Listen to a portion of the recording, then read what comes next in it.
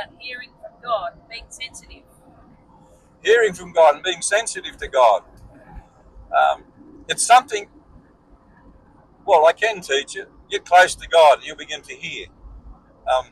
It's not something you can learn from a book other than digging in and getting close to God.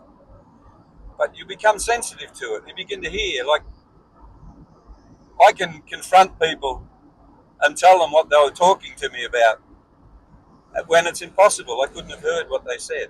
Nobody told me. I'm not in earshot. But I can say, why did you say that?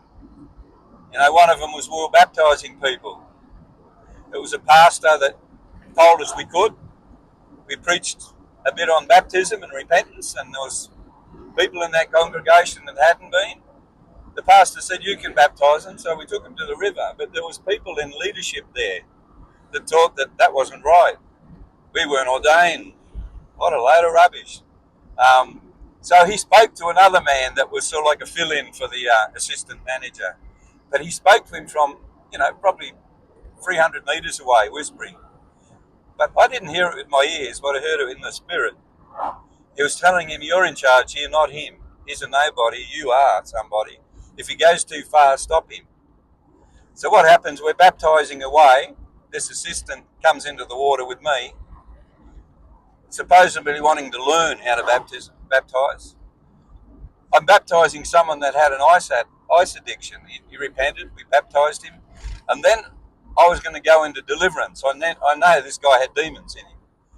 And the other guy that was with me said, stop. We'll deal with that back in the church. Well, it didn't get dealt with. The guy ended up back living on the river on ice. But I confronted him and I said, I heard what you said. And they're things, that's just confronting someone for what they said, but there's more to being sensitive than God to that, but I'm just letting you know. The same guy ran up to another guy and said, I don't come to church to listen to him. And he was out of earshot. And I told him, I heard what you said. A bit like Jesus when he saw the guy under the fig tree.